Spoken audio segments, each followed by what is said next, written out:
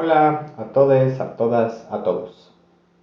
Espero se encuentren muy bien y estén listos, listas para lo que vamos a hacer en la grabación de hoy.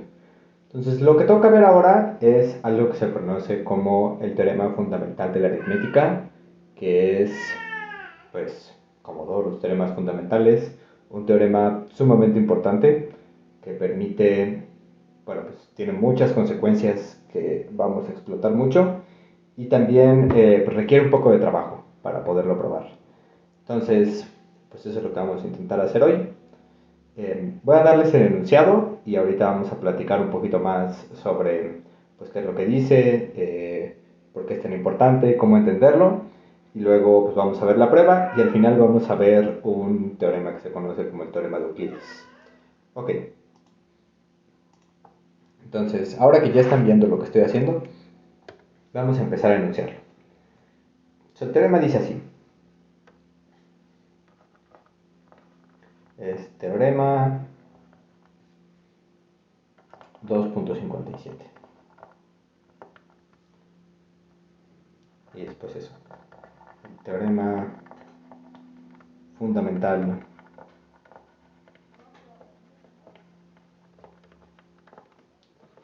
de la aritmética.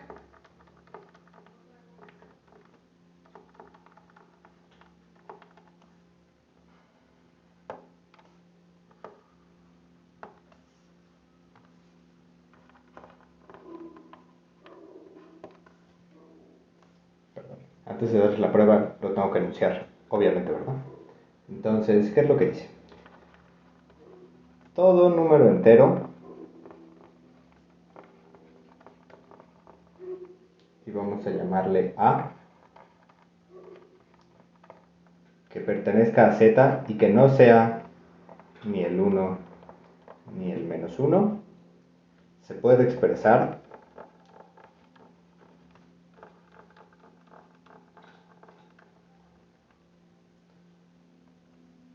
de la forma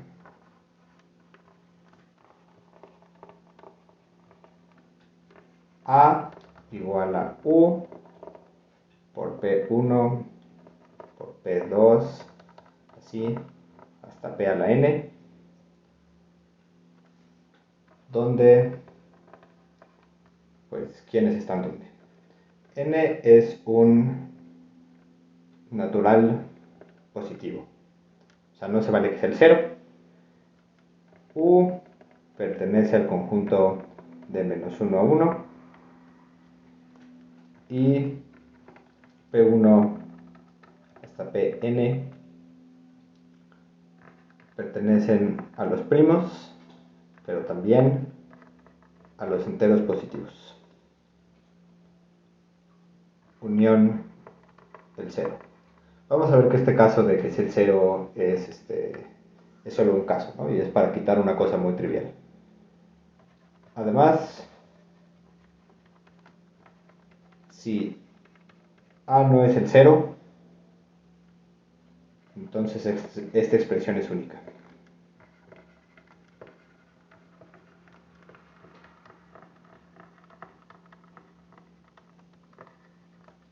Es única, salvo el orden.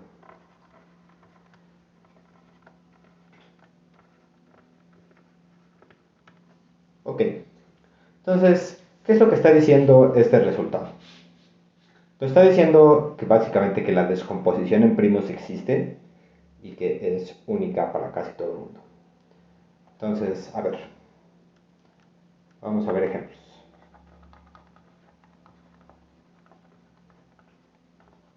¿Ok? Vamos a tomarnos un número, por ejemplo, el 360. Entonces, ¿qué es lo que nos dice este teorema? Pues que el 360 lo podemos expresar como, primero aquí una unidad. ¿Qué unidad queremos? Pues el 1, porque 360 es positivo. Y luego aquí puedo empezar a poner primos, ¿no? Entonces, pues a ver, vamos a ver la descomposición en primos de 360. Entonces entonces aquí hay un 2 y me queda 180. Otra vez tiene mitad, otra vez tiene mitad, y luego esto tiene tercera y es 15, y esto otra vez tiene tercera y es 5, y ahora sí es 5.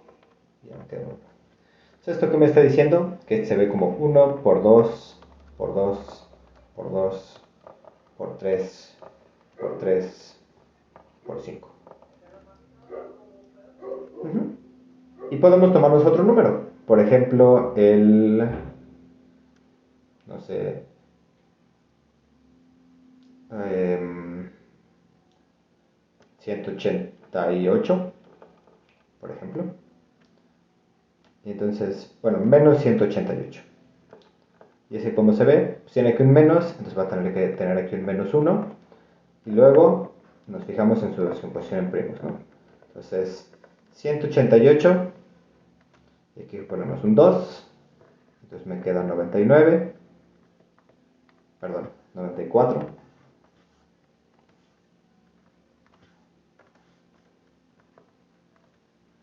Y luego otra vez tiene mitad, me queda 47, y el 47 de hecho es primo.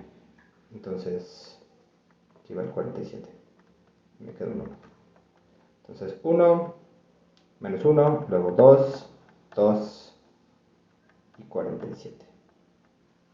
¿Ok? Perfecto. Entonces, lo que me está diciendo este teorema es primero, hay una descomposición en primos, ¿no? Cualquier entero lo puedes ver como un producto de primos por la unidad. Depende de qué unidad necesites, ¿no? Si es un entero positivo, aquí va a ser el 1. Si es un entero negativo, aquí va a ser el menos 1. Eso es lo que me dice la primera parte.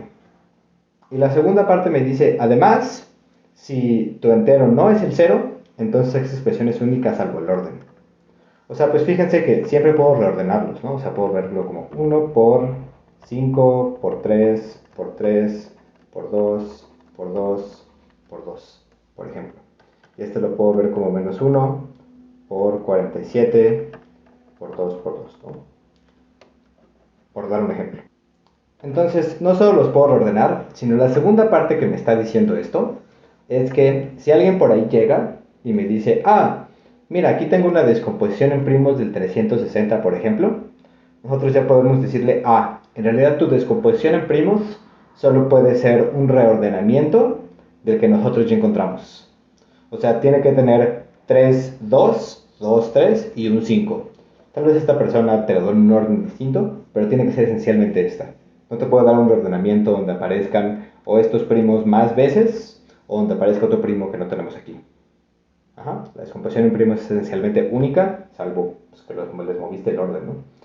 Lo mismo va a pasar para este. Entonces, esta es la parte que me dice cómo esa es la parte de la unicidad de la expresión. Y ahora fíjense que pues para el caso del 0 pasa una cosa bien trivial, ¿no? Que es que aquí me queda 1 por 0. Ajá. Entonces, pues aquí qué es lo que hice, usé que estos PIs tal vez puedan ser el 0, ¿no? Porque fíjense que si aquí no pudiera poner al 0, si aquí me dijera, no, aquí tienen que ser primos, al 0 no lo podría expresar como uno de estos productos, ¿no? Entonces, como si quiero poder expresar el 0, pues tengo que poner aquí la unión del 0. Y va a ser el único que se va a expresar así, ¿no? Porque siempre y cuando aquí tengas un 0, pues todo el producto va a ser 0. Entonces tu A va a ser 0. Entonces por eso está esta cláusula aquí chiquita. Hay que unir el 0. Nada más para poder expresar el 0. Para que esto de aquí sea cierto. Y pues fíjense que para el 1 y el menos 1 no vamos a poder, ¿no? Porque no puedo expresar al 1 como producto de 1 por un otro primo. Porque pues, los primos empiezan en el 2 y ya esto me va a dar más grande que 2, ¿no? Entonces, ni al 1 ni el menos 1 los puedo expresar como productos de primos. Y eso también me explica por qué no quería que el 1 fuera primo, ¿no? Esa es como la explicación usual que uno da. Y es porque si aquí dejo que alguno de estos PIs sea el 1, la expresión ya no va a ser única salvo el orden. Pues porque entonces voy a poder expresar 360 como esto, por 1, por 1, por menos 1, por menos 1, Y así uno se va, ¿no? Poniendo unos y unos, y siempre le van a quedar expresiones distintas, porque uno puede poner pues, tantos unos como quiera o tantos menos unos como quiera. Entonces, para evitar este tipo de cosas pues, que no tienen ningún sentido, uno simplemente dice, por eso mis primos no incluyen al uno, ¿no? Y entonces pues no puedo expresar a todos los enteros de esa manera, solo a los únicos que no puedo son al menos uno y al uno, pero eso ya sé cómo se ven, ¿no? Son el menos uno y el uno, y esos son bien fáciles de entender. Entonces, por eso en las definiciones usuales de primos piden que el uno no sea primo, para que ese teorema sea cierto. Ya vimos qué es lo que pasa en el caso del cero, ya vimos qué es lo que me dicen los casos generales, donde solo estoy reordenando cosas. Y ahora nada más, déjenme hablar un poquito de por qué se llama fundamental y de la aritmética. De la aritmética quiere decir algo así como de los enteros, básicamente. Y que sea fundamental es como...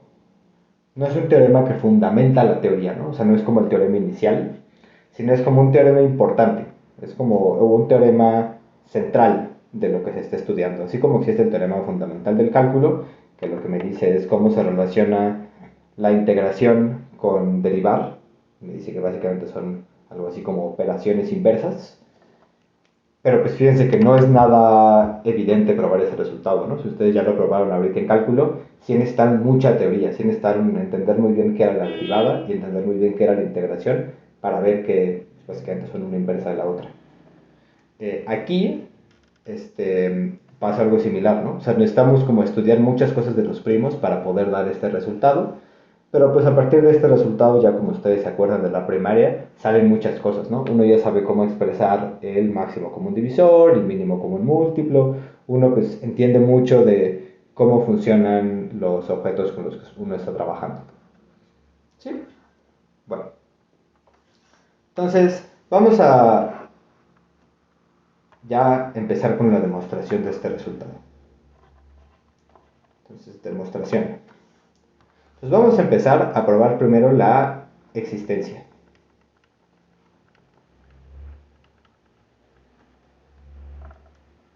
Es decir, quiero mostrar que para todo entero existen estos primos y esta unidad, tal que puedo expresar a A de esta manera, ¿no? Entonces, obsérvese primero el caso trivial, ¿no?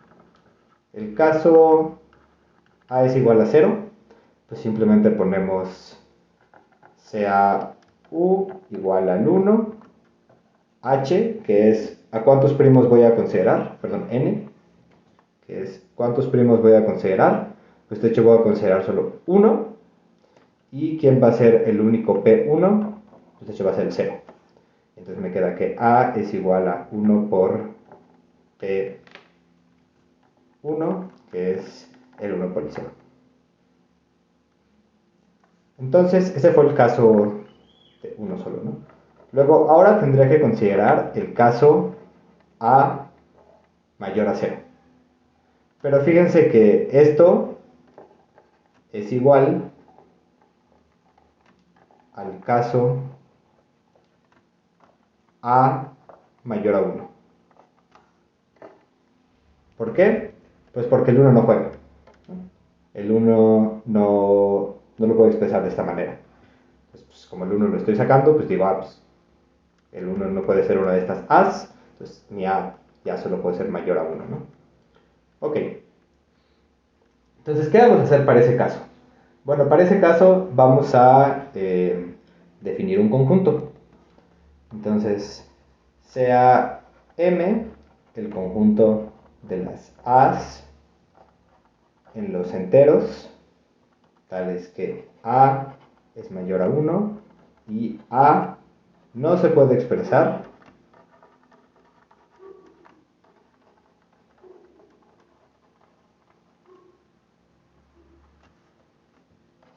como enuncia el teorema.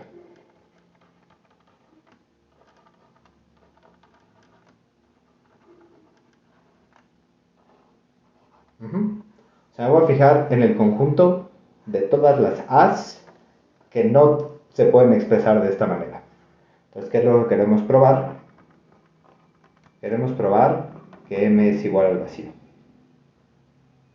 Si yo pruebo que el conjunto de todos los enteros que no se pueden expresar como enuncia el teorema, todos los enteros que sean mayores a 1, que no se pueden expresar como nos dice el teorema, es vacío. ¿Qué significa eso? Pues que todos los enteros mayores a 1 sí se pueden expresar como enuncia el teorema. Entonces esto es lo que queremos probar. Entonces supongamos que no. Supongamos M es distinto del vacío. Bueno, entonces, ¿qué pasa? Entonces, 1. M está contenido en los enteros positivos, ¿no? Pues porque todos son mayores que 1, entonces en particular son mayores que 0. Y 2, M es no vacío. Ya sabemos esto qué significa. Entonces, existe, le llamé en las notas A igual al mínimo de M. ¿Sí? Tiene un elemento mínimo, porque es no vacío y es un subconjunto de los enteros positivos. Ok, entonces ahora A tiene de 2.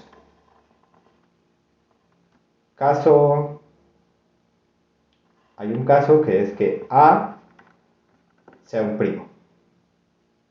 Entonces, ¿qué pasa si A es un primo? Bueno, si A pertenece a P, entonces sean U igual a 1, N igual a 1 y P1 igual a A. Mis P is solo me los puedo tomar en el conjunto de los primos positivos o 0. Bueno, pero como A es un primo, pues sí puedo hacer esto. Entonces, A es igual a U por P1, pues porque eso es 1 por A. Entonces, eso fue una contradicción, ¿no? ¿Por qué? Porque dije que A era el mínimo de M, en particular A pertenece a M, y ya le encontré una expresión como dice el teorema. Entonces, A no pertenece a M. Ok, ese caso ya salió. Entonces, ¿qué pasa con el segundo caso? Caso A no pertenece a P. Bueno, ¿qué pasa si no pertenece a P? Entonces, existen P y C en los enteros, tales que A es igual a B por C, y 1 es menor que B, y que C, y eso es menor que A.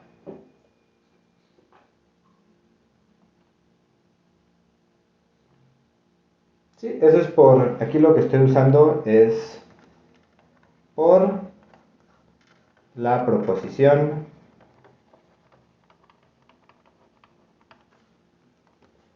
2.56. Que nada, se las voy a poner aquí para que se acuerden. ¿Qué me decía 2.56? Dice que si P es un primo,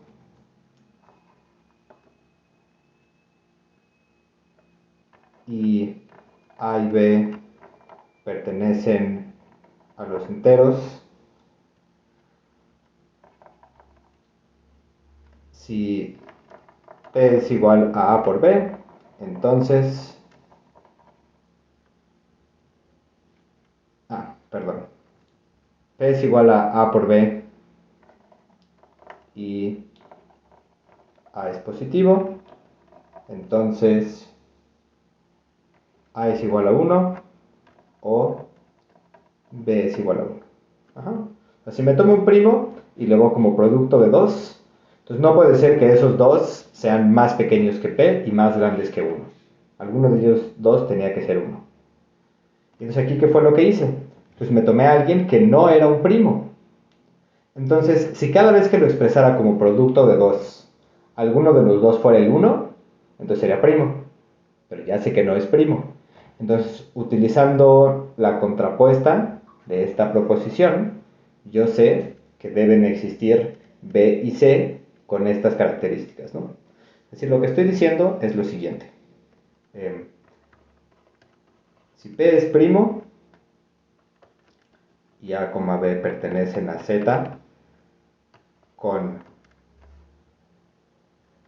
P igual a A por B y 0 menor que A, entonces A es igual a 1 o B es igual a 1. Entonces me estoy tomando como estoy negando que P es un primo, entonces, ¿qué es lo que pasa? Como P no es un primo, ¿eso qué implica? Pues que existen A y B en los enteros, tales que 1 es menor que A y B, que son menores que P, y A por B es igual a P. Porque si no existieran estos dos, esto lo que me estaría diciendo es que es un primo. Pero, pues no, no es un primo. ¿Ok? Bueno, entonces por la proposición 2.56 existen estos dos enteros, que es lo que me interesa. Entonces observen otra cosa. A era el mínimo de M. Entonces, como A es igual al mínimo de M, porque así lo escogimos, y B, C son menores que A, entonces B y C no pertenecen a M. A es el más chiquito y estos son más chiquitos que el más chiquito, entonces no pueden estar en M. Luego existen, pues ¿qué significa que no pertenezcan a M? Pues, ¿quién era M? Las A's que no se pueden expresar como enuncia el teorema. Entonces estos sí los puedo expresar como enuncia el teorema. Entonces existen U en el conjunto de 1 y menos 1, N en los naturales positivos y P1 hasta Pn en P intersección los enteros positivos unión el 0 y las primas, ¿no? U' en 1 menos 1, N en los naturales positivos y N', y P1' hasta P'N' en el mismo lugar, uniendo el 0, tales que pues B se ve como U, P1 hasta Pn, y C se ve como U', P1' hasta P'N'. Bueno, entonces A es igual a B por C, que es igual a U por U', P1 hasta Pn, y luego P1' hasta P'N'. Y fíjense que ya expresamos a como decía el teorema. Estas dos son unidades, entonces son 1 menos 1, y todos estos son primos. Entonces, A no pertenece a M. Contradicción. Entonces, tanto en el caso que A es primo como en el caso que A no es primo, vimos que llegábamos a una contradicción. Por lo tanto, ¿de dónde salieron las contradicciones? De que supusimos que M fuera vacío. No fuera vacío. Pues por lo tanto, M es vacío. Ajá. Si M no es vacío, nos tomamos el mínimo. no importa si el mínimo es un primo o no es un primo, eso nos llevó a una contradicción, por lo tanto, M tiene que ser vacío. Entonces ya están todos estos. Entonces acuérdense que ese fue el caso A positivo. Y por último, para hacer el caso A negativo, pues ¿qué hacemos? Sea A menor que 0, pues entonces menos A es mayor que 0 y nos regresamos al caso anterior, ¿no? Entonces existen U en este conjunto, N un natural positivo y P1 hasta Pm en los primos positivos unión el conjunto que tiene el 0, tal que menos A es igual a U por P1 hasta Pm, ¿no? Y ya lo que aplica es nada más hay que multiplicar por menos 1. Que A es igual a menos U por P1 hasta P. Y ya acabamos. Entonces, ¿qué fue lo que hemos probado hasta ahorita? La existencia.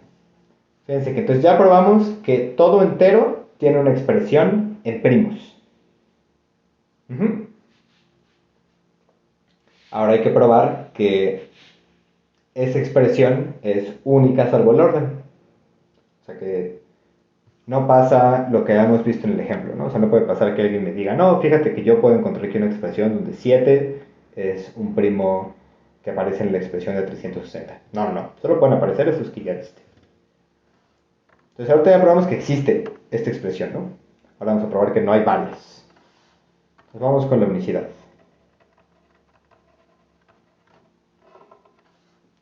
Ok. Y la prueba de la unicidad es, bueno, es más o menos similar a lo que ya hicimos.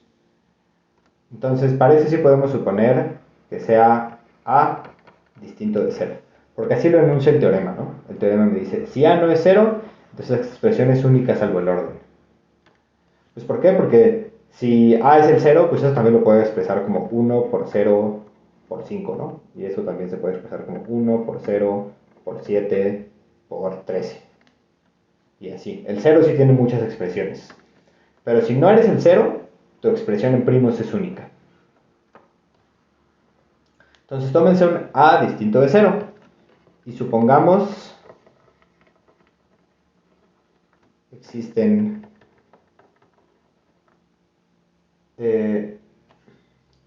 U y U' en el conjunto de las unidades. Le voy a llamar M y M en los naturales positivos y P1 hasta Pm, Q1 hasta Qm en los primos positivos unión el 0. ¿Ok? Entonces, ¿qué hay que demostrar? Por demostrar que U es igual a U', que N es igual a M y que para toda I en el conjunto desde 1 hasta N existe J en el conjunto desde 1 hasta M, tales que PI es igual a QJ. ¿Esto qué me dice? Que no es cierto que... perdón, es que no he escrito todo bien, ¿verdad? Déjenme escribirlo bien.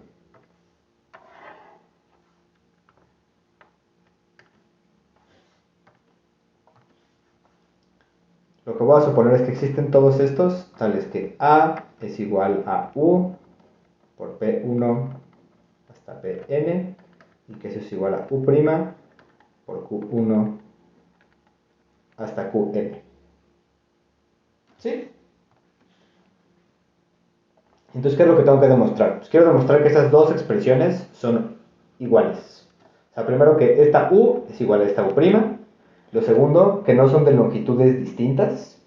O sea, que no es cierto que aquí aparezcan más primos que acá, o al revés, sino que aparece la misma cantidad de primos. Y segundo, que si yo me tomo un primo aquí, o sea, un PI, puedo encontrar por aquí un QJ, tal que esos dos son iguales.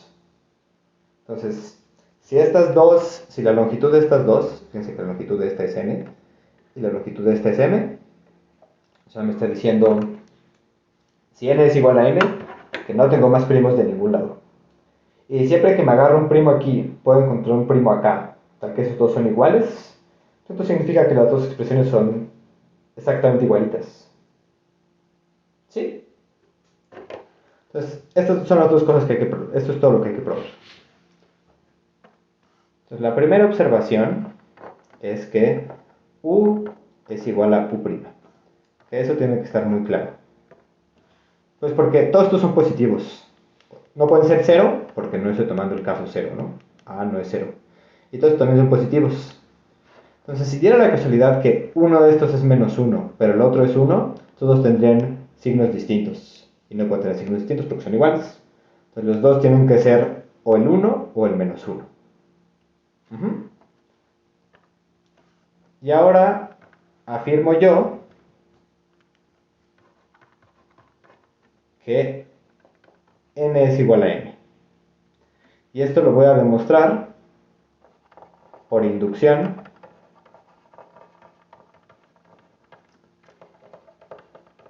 sobre n. Entonces vamos con el caso base. Caso n es igual a 1. Bueno, en ese caso, ¿qué tengo? Que a es igual a u por p1, que es igual a u' por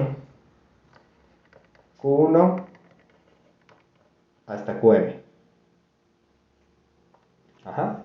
Y de hecho, fíjense que puedo quitar las u's, porque ya probé que son iguales, ¿no? En realidad lo que tengo es que p1 es igual a q1 hasta qm. Pero observen que eso implica que p1 divide a q1 hasta qm. Pero todos estos son primos, ¿verdad?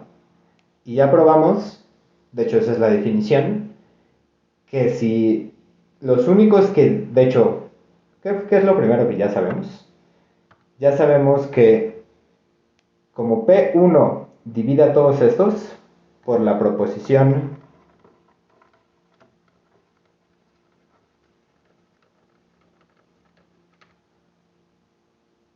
eh, 2.55, esto implica que P divide a QI, perdón, QJ, para alguna J desde 1 hasta M. ¿Por qué? ¿Qué me dice la proposición 2.55? Esta proposición lo voy a escribir acá. Me dice que si me tomo un primo y dos enteros, si P divide a A y a B, entonces P divide a A o P divide a B. Esta es la 2.55. Esa ya la probamos. Entonces, ¿esto qué significa? P1 divide a Q1 por Q2 por Q3 hasta Qm. Ok. Entonces, pártelos así. P1 divide a Q1 por Q2 hasta Qm. Entonces, por esta proposición, eso implica que P1 divide a Q1 o P1 divide a Q2 hasta Qm. Si divide a Q1, pues ya, es lo que yo había dicho. Si no, pues entonces P1 divide a Q2 por Q3 hasta Qm. Y vuelves a hacer lo mismo. P1 divide a Q2 o P1 divide a Q3 hasta Qm. Y así, eventualmente encuentras aquí algún QI tal que P1 divida a QJ. Perdón, algún J tal que P1 divida a QJ. El punto es que ya tenemos esto.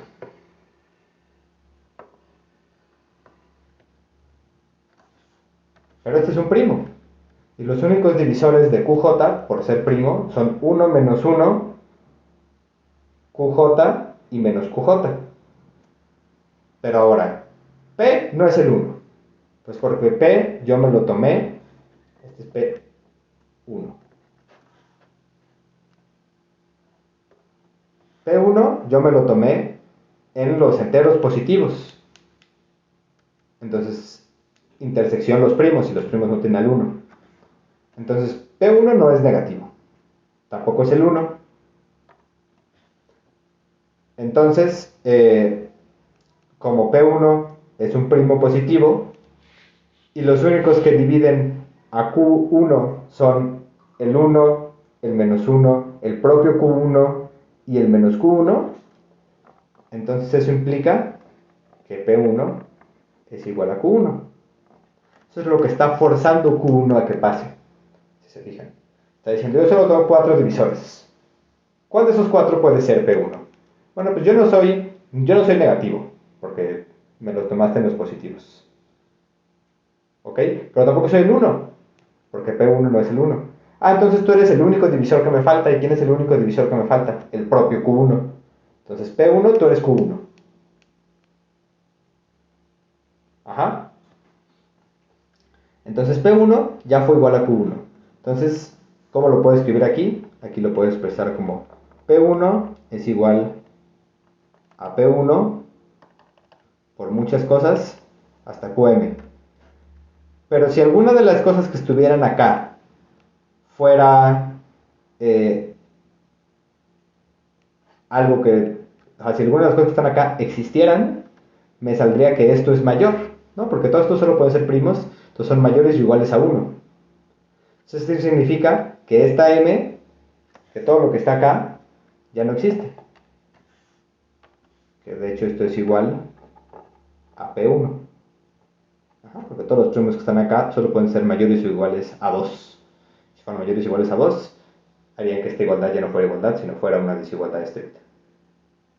Entonces, de hecho, ya probé el caso base.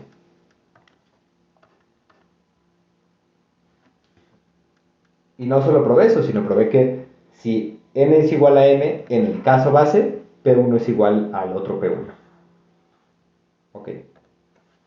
Y luego, ¿qué pasa en el caso? Entonces, vamos a poner la hipótesis de inducción. Hipótesis de inducción. Entonces, supongamos que para n tenemos que n es igual a n. Vamos a hacer el caso donde n es igual a n. Ok. Entonces, esa es la hipótesis de inducción. Y ahora vamos a hacer el paso inductivo.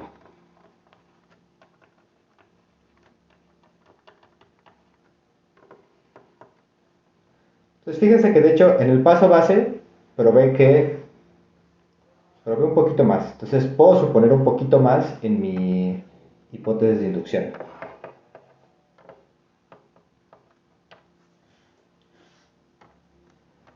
Probé que n era igual a m y que...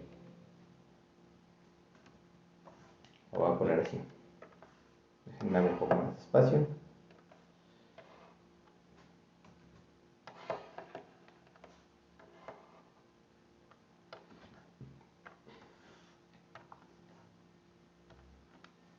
Que n es igual a m y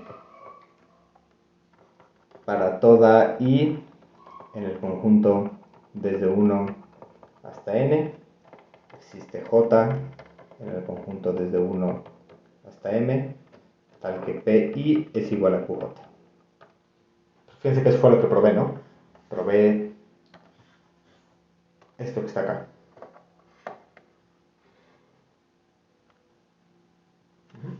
De hecho, aquí es para j. Que puedo suponer sin pérdida de generalidad que esta j era el 1, ¿no? Porque si este j lo encontré, digamos, en el paso 8, o sea, resulta que era el q8, simplemente digo, pues, por conmutatividad, pásamela hasta enfrente y suponte que era la q1 desde el principio. Ajá.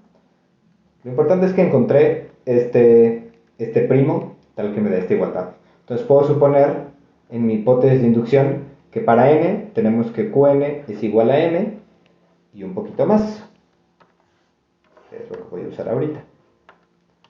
Podemos suponer además que para toda i en el conjunto desde 1 hasta n existe j en el conjunto desde 1 hasta m, tal que pi es igual a qj. O sea, no solo probé que las longitudes de las expresiones son iguales, sino además probé que son iguales hasta la longitud de n. Ok, ¿qué pasa con el caso inductivo? Es el caso n más 1. Okay. O sea, en este caso tenemos que p1 hasta pn más 1 es igual a u q1 hasta qm. ¿Sí? Entonces, ¿qué es lo que va a pasar en este caso? Pues pasa exactamente lo mismo que en el paso anterior. Tenemos que P1 divide, de aquí siempre podemos quitar las U's, ¿verdad? Eso ya lo probamos, ya probamos que la U y la U' son iguales. Puedo quitar las U's.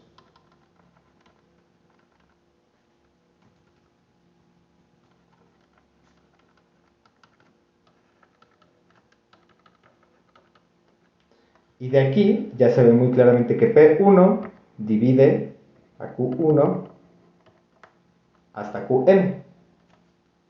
Este está multiplicando a todo lo que está acá y me está dando igual a esto. Entonces P1 divide a estos.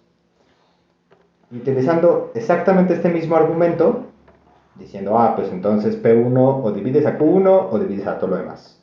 Y luego, si no divides a Q1, pues me paso al que sigue. Entonces, o divides a Q2 o divides a todo lo demás. Y luego P1, o divides a Q3 o divides a todo lo demás. Y así me voy aplicando la proposición 2.55. Entonces, justo por el argumento que dimos aquí, y que si todavía no han entendido me pueden preguntar con toda calma en la clase, eso lo que significa es que P1 divide a algún J para J en el conjunto desde 1 hasta N. Y eso implica una vez más que P1 es igual a QJ. Otra vez por el mismo argumento, ¿no? QJ tiene 4 divisores, P1 no es negativo, entonces P1 no es ninguno de los dos negativos, P1 no es el 1 porque no me agarra el 1, entonces P1 solo le queda hacer QJ. Entonces, ¿qué es lo que tengo? Tengo P1 hasta Pn más 1 igual a P1 y aquí tengo Q1 hasta QJ menos 1, luego aquí tengo QJ más 1 y acá tengo Qn. Pero puedo cancelar por ley de la cancelación. Y entonces me queda P2 hasta Pm más 1 es igual a Q1 hasta QJ menos 1, QJ más 1 hasta Qm. Y ahora fíjense en esa igualdad. Me lo voy a traer a la siguiente hoja para que quede claro. ¿Qué pasa con esta igualdad? ¿Cuántas cosas tengo aquí? Pues antes tenía m más 1, pero ya le quité 1. O sea, aquí tengo m cosas. Perdón, esto debería ser n cosas. Esta es una n.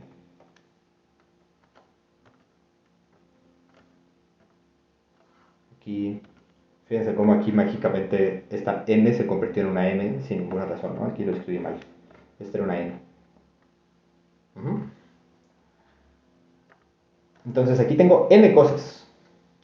Y yo ya sabía por el paso base que ¿qué? Que si tengo n cosas, entonces acá también tengo n cosas.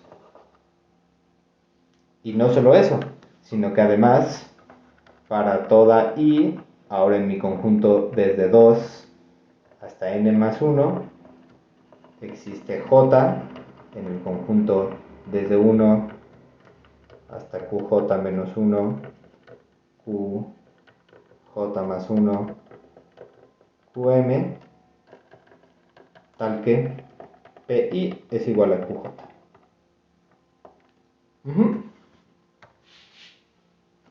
¿Eso qué significa? Es decir, p2 hasta pn más 1 es igual, o sea, esta expresión es igual a esta expresión, nada más que revuelta de alguna manera. Eso ya no lo voy a escribir. Pero la longitud de esta es igual a la longitud de esta, y de hecho estos nada más son los de acá revueltos. Y entonces ahora fíjense en esta. Pues ¿qué probamos? Que desde aquí hasta acá, estas dos, de hecho este lo puse con verde, que desde aquí hasta acá y desde aquí hasta acá, estas dos expresiones son la misma, nada más que revueltas. Pues nada más peguen el que falta. Este Q1 y este P1 ya probamos aquí que son iguales. De hecho, para escribirlo bien, uno en realidad tendría que tomárselo hasta acá, hasta Q1, y decir que por aquí uno por aquí está omitiendo el QJ, ¿no? Entonces, a ver, déjenme eso lo escribo bien. Ahí lo que estoy diciendo es, yo sé que estas dos expresiones son iguales. De aquí, ¿qué puedo concluir? De aquí puedo concluir que si lo multiplico por P1, P2 hasta Pn más 1 es igual a P1 por Q1 hasta QJ menos 1, QJ más 1, QM, ¿no? Ya sé que desde aquí hasta acá es igual a desde aquí hasta acá. Eso es lo que puedo concluir usando la hipótesis de inducción. Aquí usa la hipótesis de inducción. Lo voy a escribir en amarillo. Hipótesis de inducción.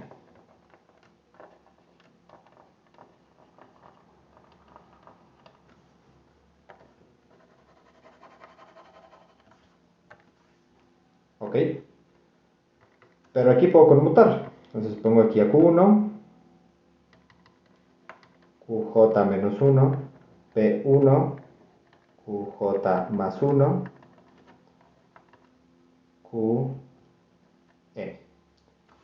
Y entonces, esta expresión es igual a esta expresión. Si le pego los P1, esta expresión toda grandota, toda la expresión desde aquí hasta acá, es igual a toda la expresión desde aquí hasta acá, que pues obviamente va a ser igual a toda la expresión desde aquí hasta acá. Y ese es igual a Q1, QJ menos 1, QJ, QJ más 1, hasta QM. ¿Por qué? Pues porque este es igual a QJ. Eso lo tenemos escrito aquí. P1 es igual a QJ. Ajá. Entonces, la longitud de las dos expresiones y los primos que aparecen ahí son exactamente iguales. Ya hicimos el paso inductivo. Entonces ya acabamos. Pues yo sé que la prueba está larga, pero en realidad es muy técnica. Las ideas creo que son muy fáciles de entender. Primero probamos la existencia. Y para la existencia simplemente lo dividimos en casos, ¿no? Para el caso A0, pues era trivial, era muy fácil hacerlo. Para el caso A positivo, definimos esta M y probamos que esta M era vacía, usando un argumento de o tu mínimo es un primo o no es un primo, en cualquier de los casos llega una contradicción. Llega una contradicción, entonces tu M tiene que ser vacía. Y luego para el caso A negativo, simplemente multiplicamos por menos 1 y lo reducimos al paso anterior. Y para la unicidad, dimos un argumento por inducción. Un argumento por inducción sobre el tamaño de la expresión. Y simplemente nos fijamos bien que en el caso n igual a 1 era muy fácil y que en el caso inductivo se reducía al paso base. Simplemente dimos exactamente los mismos argumentos y luego nada más nos fijamos bien qué fue lo que pasó. Ok, si no todavía no les ha quedado esta prueba, creo que ha sido de las más difíciles que hemos visto. Chequenla bien, con cuidado y pueden preguntarme cualquier cosa. Solamente los teoremas fundamentales tienen esa propiedad, ¿no? Que sus pruebas uno tiene que pensarlas un buen rato para entenderlas bien. Ok, y en el poquito rato que me queda, nada más les voy a demostrar el teorema de Euclides, ya para que terminemos con el tema de primos.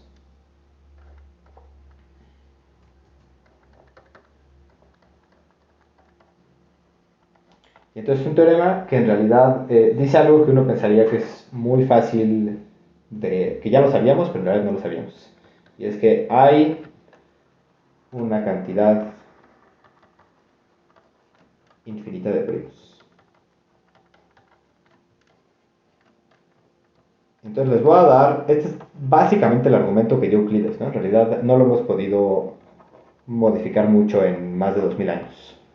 Ahora ya la prueba es un poquito más reducida, pero la idea de la demostración de este teorema, que hay una cantidad infinita de primos, es exactamente la misma. Y van a ver por qué parece como una revolución en cómo se hacen matemáticas. Entonces, la parte revolucionaria de lo que hizo Euclides es, supongamos que no, que es un argumento por contradicción. Supongamos que no. Es decir,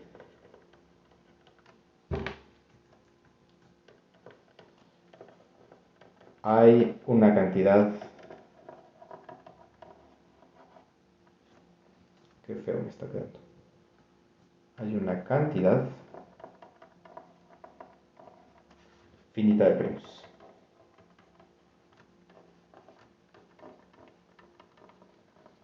¿Ok? Bueno, entonces, ¿qué pasa? Entonces, P es igual al conjunto desde P1 hasta, digamos, Pn. Y entonces, ¿qué hacemos? Decimos, sea T igual al valor absoluto del producto de P1 hasta Pn. Bueno, entonces, ¿qué pasó? Que 1 es menor que T más 1. ¿No? Obviamente. Pues para toda i en el conjunto desde 1 hasta n, pi no es el 0, lo que implica que t no es el 0, lo que implica que t es positivo, y pues ya, ¿no? Lo que implica que 1 es menor que t más 1. Y luego, ¿qué otra cosa sabemos? Luego, por el teorema anterior,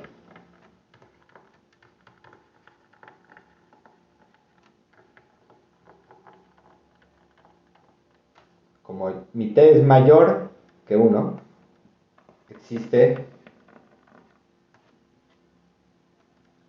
q en los primos positivos tal que Q divide a T.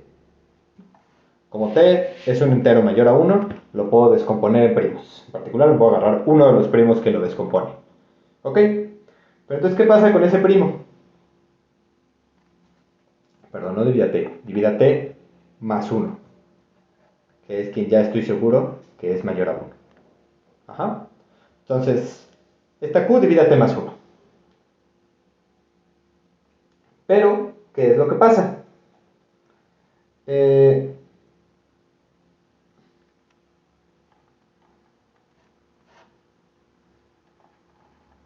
Pero, como Q pertenece a los primos, entonces existe I desde 1 hasta n, tal que, es una I,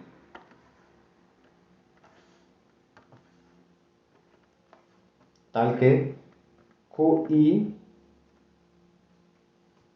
tal que Q es igual a PI. Ajá. Habíamos dicho, para empezar, que aquí tengo una lista de todos los primos, una lista finita. Entonces, si ahorita me agarro un primo, pues tiene que ser uno de estos. O sea, algún PI. Luego, Q divide a T, ¿no? Porque T, ¿quién es? Pues el producto de todos los primos. Entonces, pues, si ahorita me agarré un primo, pues ese primo tiene que dividir el producto de todos los primos, ¿no? Porque es uno de los factores. Entonces, fíjense que tengo. Entonces, tengo que Q divida T más 1 y que Q divida T. Entonces, divida cualquier combinación lineal de T y T más 1. En particular, Q divide a T más 1 menos 1. Es decir, Q divide 1. Y esto es una súper contradicción. Porque ya sabemos que los únicos enteros que dividen al 1 son el 1 y el menos 1. Y Q era un primo. Q no puede ser ni el 1 ni el menos 1. Entonces, ¿cómo está eso? De que primero me dices que es un primo y luego me dices que no. ¿De dónde salió la contradicción? De suponer que no. De suponer que había una cantidad finita de primos. Este es el argumento de Euclides. Un argumento que ya sabía hace como 2000 años de por qué hay una cantidad infinita de primos. Y fíjense que pues, ahora usamos cosas ya más interesantes de las que salió Euclides, ¿no? Como esto de las combinaciones lineales. Pero su argumento básicamente se redujo a eso, a construir un nuevo primo que no estaba en la lista con la que uno empezó. Y entonces pues, no puede haber una lista finita porque no siempre puede ir construyendo nuevos primos, ¿no? Nosotros lo hicimos por contradicción, también era una contradicción, ¿no? Suponer que es una lista finita y encontrarle uno que no estaba en la lista del que diste. Ok. Nada más observen algo que les quería mostrar de manera ahorita un poco rápida. Déjenme voy a este otro. Que es que en las notas se demuestra esto de otra manera. La parte de la unicidad. Se demuestra así. Chéquenlo, yo lo hice por inducción, que espero quede un poquito más claro. Y es un poquito más formal que como está en las notas. Aquí no se hace por inducción, sino se hace como de manera directa y tal vez se pierdan un poquito. Porque, pues sí. Pues esta parte donde nosotros dijimos esta inducción. Esto que está aquí. No se hace con tanto cuidado en las notas. Entonces, chéquenlo si les causa dudas y pregúntenme en la clase. Bueno, pues eso es todo lo que les quería platicar.